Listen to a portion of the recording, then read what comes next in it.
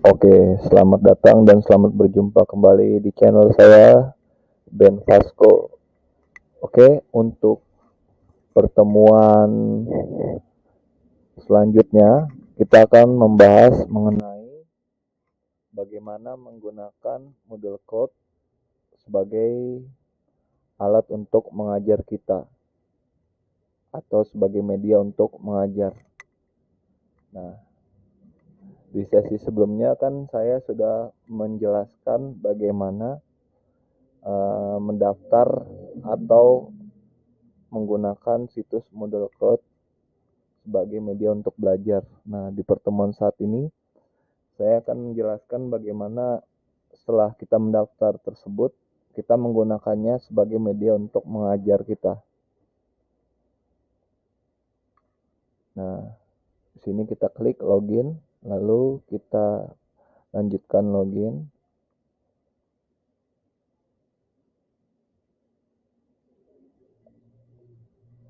Nah,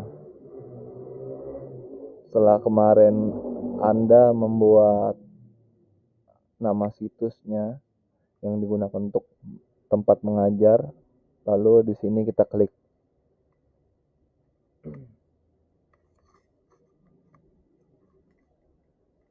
Nah, kalian para bapak dan ibu guru sekalian, sebelum kita mengajar, kita harus membuat dulu RPP-nya.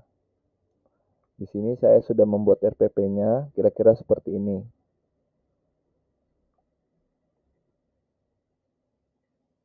Maaf. Nah, RPP-nya itu materi yang saat ini saya ingin tampilkan mengenai bioteknologi untuk anak kelas 9. Nah, kira-kira seperti ini.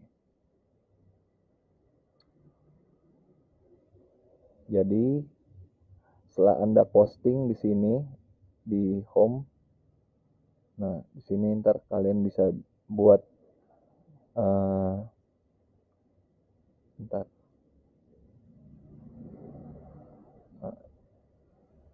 nanti kalian klik edit mode. Di sini kalian bisa mengedit bagian-bagian tertentu yang ingin kalian edit. Nah, setelah itu nanti tampilannya bisa kalian masukkan di sini. Nah, nanti kalian bisa menuliskan RPP yang ingin kalian tampilkan. Oke.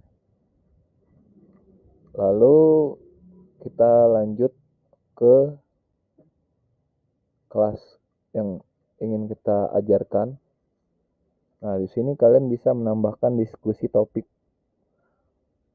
Nah, karena saya sudah membuat minggu kemarin mengenai sistem ekskresi, sekarang saya akan menampilkan tentang bioteknologi.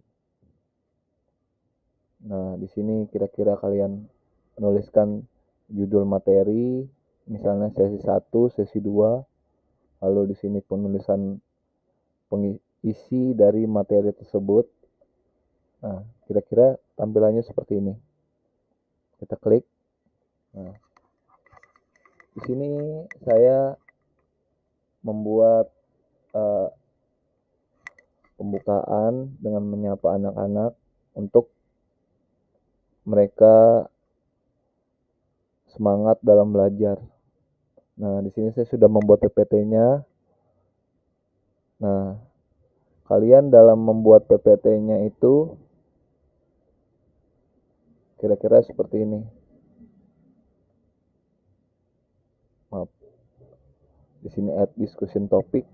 Nah, kalian bisa memanfaatkan di bagian insert multimedia. Nanti kalian bisa masukkan link dari PPT yang sudah kalian buat. Lalu tulis nama PPT-nya di sini untuk diklik oleh siswa tersebut. Nah, lalu kira-kira seperti ini. Saya menggunakan aplikasi Gamma untuk pembuatan PowerPoint-nya. Nah, jadi seperti ini. Jadi saya menjelaskan apa itu bioteknologi. Jadi siswa tinggal membaca saja. Saya berikan contoh, pengertian, kelebihan, kelemahan. Nah, lalu saya juga menjelaskan di sini menggunakan video pembelajaran. Jadi siswa tidak hanya membaca buku atau membaca PPT yang saya buat sebagai referensi. Jadi saya buat video, saya mengunggah menggunakan video dari YouTube. Kira-kira seperti ini. Oke. Dilanjutkan oleh Edward Buckner. Edward Buckner menemukan fermentasi alkohol dengan perantaraan ragi pada tahun 1897 dan menghasilkan etanol serta karbon dioksida. Hal-hal yang penting mereka ketahui. Berdasarkan prosesnya, bioteknologi kita bagi menjadi dua macam. Yang pertama adalah bioteknologi konvensional. Pada proses bioteknologi konvensional, peralatan yang digunakan relatif sederhana tanpa peralatan canggih. Metode yang digunakan juga sederhana tanpa adanya proses sterilisasi. Selanjutnya ke video selanjutnya.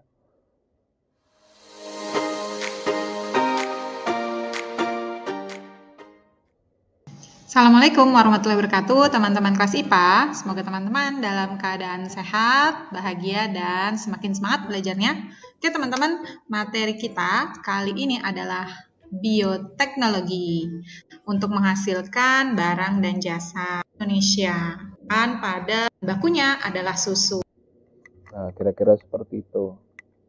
Di sini saya juga menyediakan modulnya, modul online.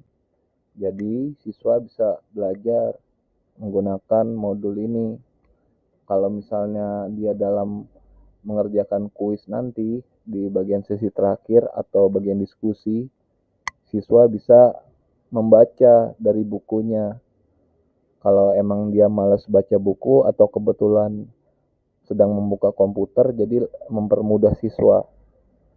Nah, kurang lebih seperti ini tampilan modul yang saya sajikan.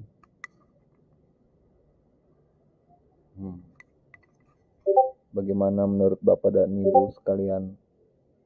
Lumayan bagus ya. Jadi siswa itu bisa belajar tidak harus menggunakan buku saja. Dia bisa menggunakan komputer sebagai media belajar atau handphonenya.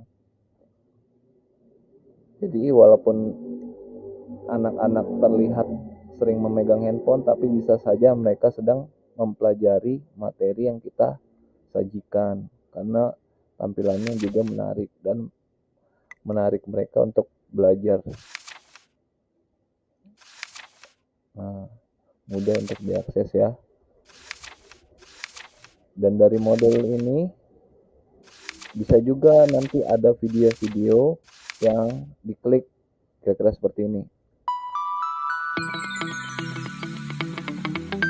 Lumayan bagus ya, Bapak dan Ibu sekalian. Jadi modul ini sangat interaktif dan menarik minat kita untuk membaca.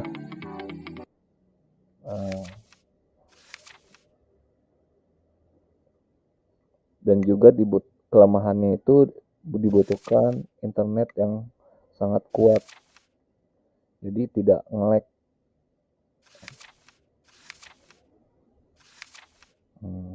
Oke, kurang lebih seperti itu modul online. Lalu pada bagian ini saya juga menyediakan kuis interaktif, kira-kira seperti ini. Nah, ini kuis interaktif. Saya menggunakan website quiz.com. Jadi Bapak dan Ibu sekalian bisa menggunakan website ini sebagai referensi untuk mengerjakan.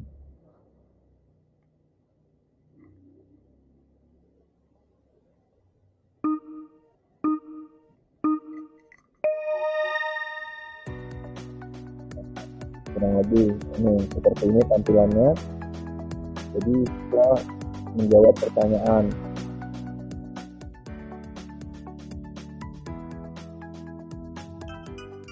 Nah, ini kalau jawabannya salah tampilan seperti ini. Lumayan menarik ya Bapak dan Ibu sekalian. Jadi ada seperti tanggal berget seperti ini. Nah,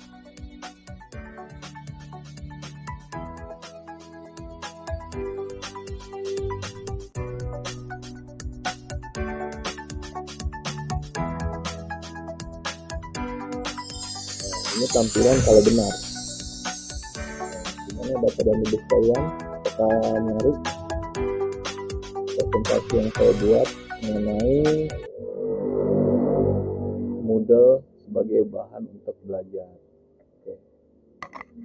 Sekian presentasi saya mengenai penggunaan moodlecloud.com sebagai media untuk belajar online.